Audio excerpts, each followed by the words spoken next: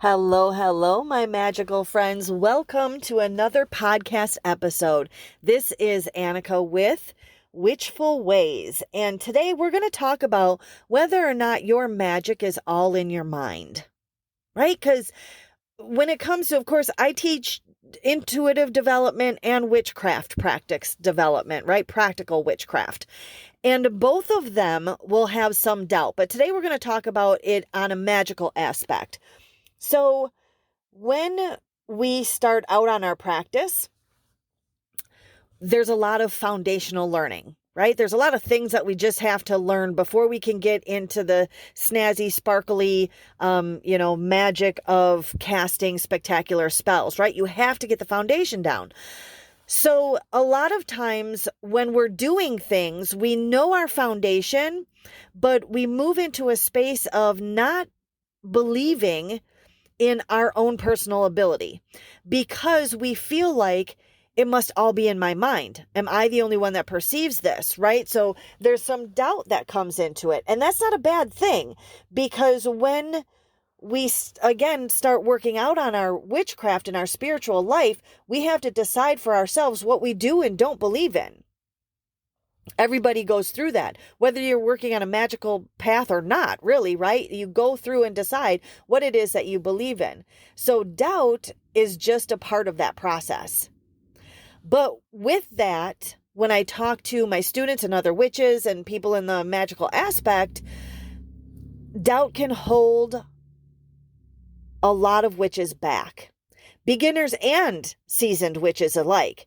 One of the more common roadblocks that I tend to hear about from students and other magic makers is that they're unsure if what they felt or experienced in their spell work or in their spirit work is real, or if they've quote unquote made it up, right? Is it in my mind? Is it just my imagination? And I totally get that. I understand the concern. We live in a society that tells us that magical abilities and metaphysical things and mediumship, right? Connection with spirit and ones that we can't see is part of make-believe. And it's hard to separate ourselves from what we have been taught enough to suspend our belief in the realm of magic. And that's something that is a personal endeavor. That's something that's in the foundation. That's something that we work on in my sister circle community. That's something that is taught in, my Discover Your Intuition and that in that course. And that is because it's hard for us to separate ourselves from things that have been told to us and taught to us that then we adapt as the truth. And that's not only in our magical practice and our intuitive development, but that's just in general life as well, right? Sometimes we feel like shit about ourselves for certain reasons only because somebody else had told us that we weren't good enough in that aspect, or we didn't look the right way in that aspect, or whatever it was, right? Somebody else told us that and we believed it. So that was a little side tangent, but so the problem is that belief creates a wall and it halts progress, no matter what it is that you're working on. If you can never be sure if the incredible experience that you had during ritual is real or all in your head, then you'll be constantly holding yourself back, waiting to find the certainty that what you're doing is quote unquote real. Right? And that causes all kinds of problems with practices such as spirit work, energy work, astral travel, and a lot of the other practices we use as witches that rely on our extrasensory and imaginative facilities. And yep, you just heard that right. I count your imagination as an important sense and tool within any magical practice. Your mind is your most powerful tool. Hands down, right? The belief that anything created by imagination is fake or not real, and that brings about a result that you're doubting your magic, your abilities, and it puts up that wall and it blocks the aspects that you need to be able to fully work your magic or fully open your intuitive abilities. It holds back how you work your craft and how you can best make use of that most vital tool in your magical practice. That most vital tool, again, being your mind, your imagination. That's it. Imagination is not fake by any means. First things first, let's put that aside, right? The things happening in your imagination are not fake. Sure, it may be all happening in your head, but that doesn't mean that it still isn't having a very real magical effect.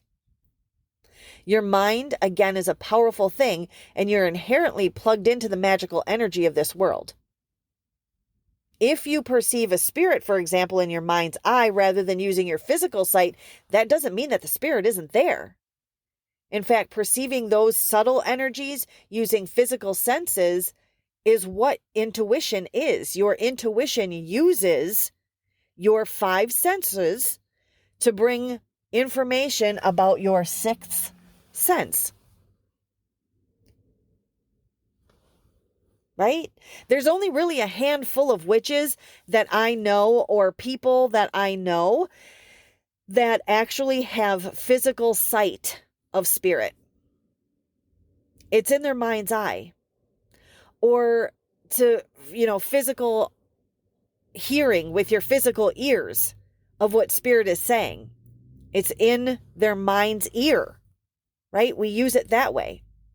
That's how the majority of us as mediums sense the spirit information that's coming through and how we perceive it.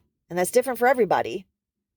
But that doesn't mean that everything your imagination comes up with is real either. So if you talk to people that have really severe anxiety or invasive thoughts, they're going to tell you that. Making use of the imagination in your magical practice, however, requires you to learn discernment between the types of output that your imagination will give you. Making use of divination or consulting with somebody that's a little bit more experienced than you can help you learn to tell the difference between extrasensory input and the run-of-the-mill anxiety thoughts that everyone's brain comes up with sometimes, right? Sometime or another. We all get carried away watching the horror flick and then thinking that somebody's standing right behind us, right? Or following us up the basement stairs. That was always a big one for me.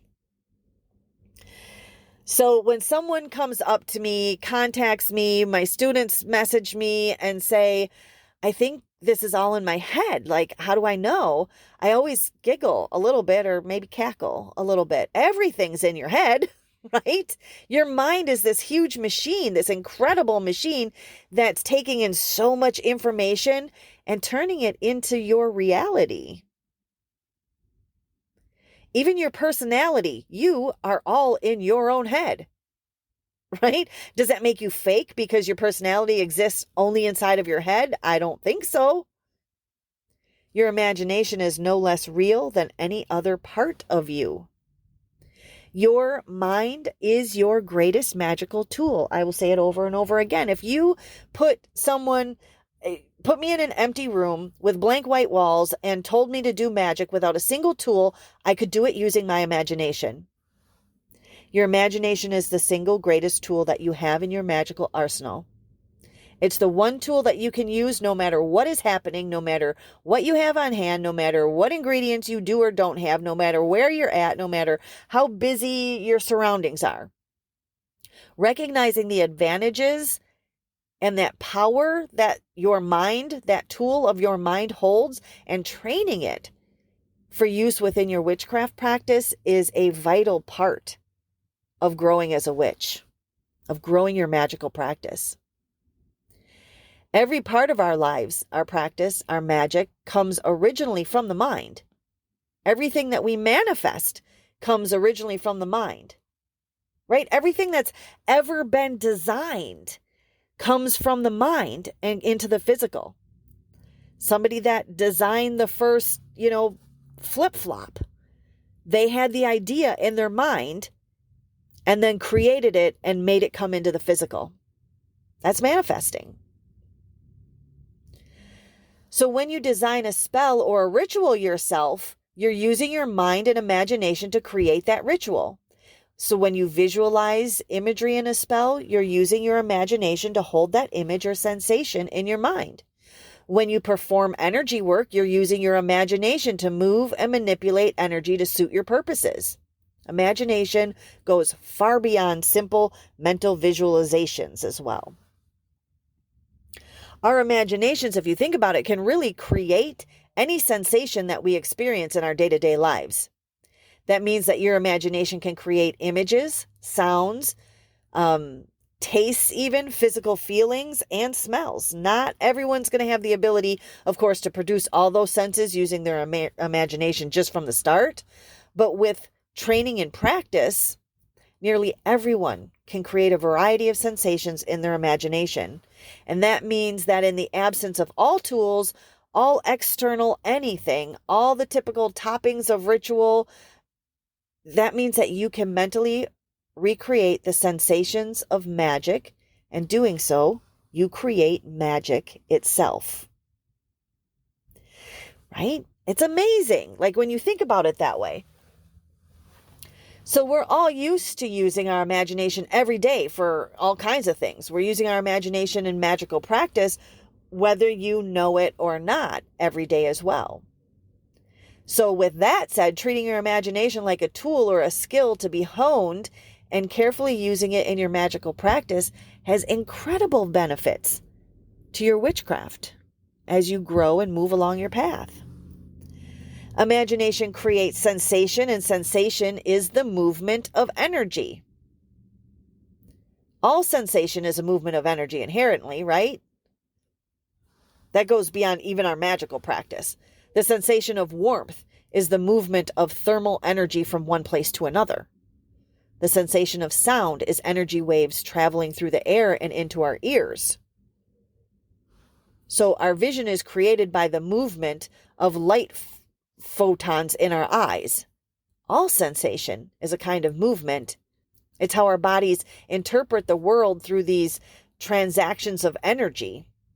On a magical level, we use many of these physical sensations to create magical effects. We use music to create changes in our headspace. We use incense and the scent of herbs or spices to create magical effects. We use the light and energy of the candle to move magic and hold intention. Those are all ways of using our physical senses to adjust and manipulate subtle energies to create magical effects.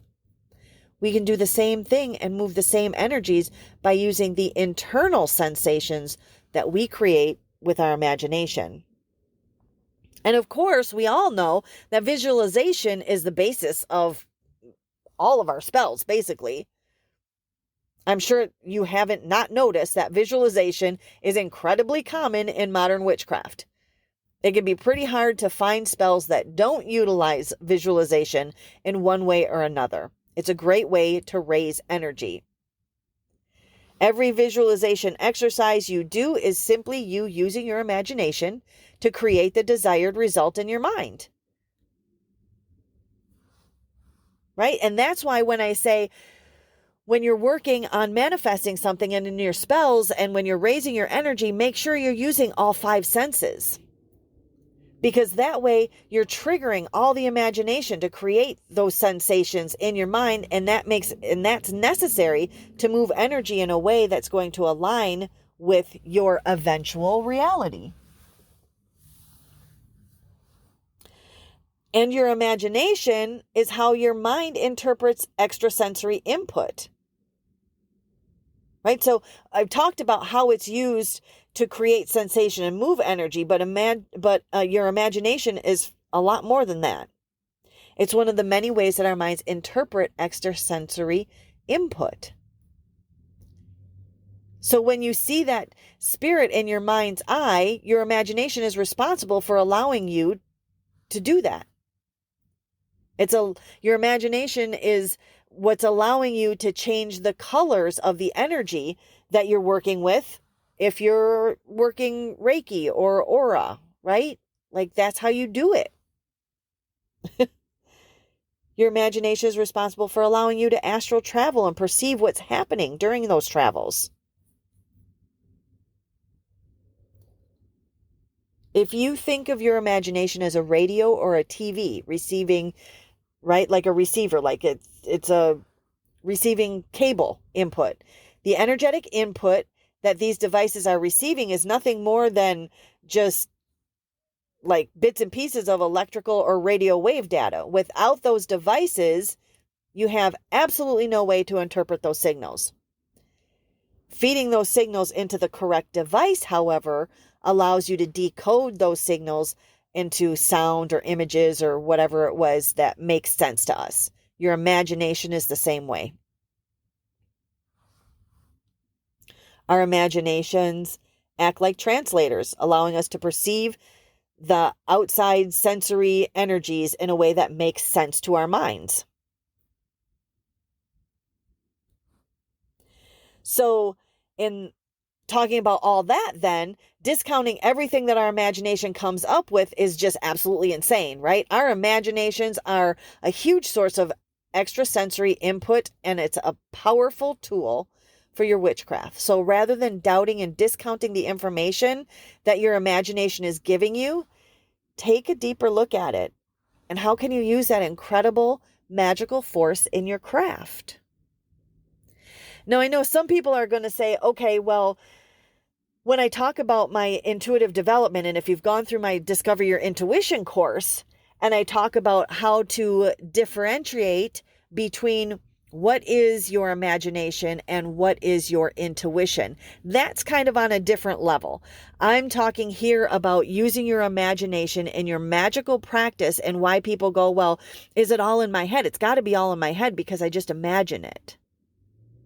I just wanted you to realize how real your imagination makes things for you, right? That's all this one was about. Perfect. So I think I went a little bit over my normal time, but that's okay because that's what we're all about, right? So until next week, of course, come and join me in my Facebook group, Living a Magical Life Facebook group. You can find all the links at witchfulways.com. Have a wonderfully magical rest of your day.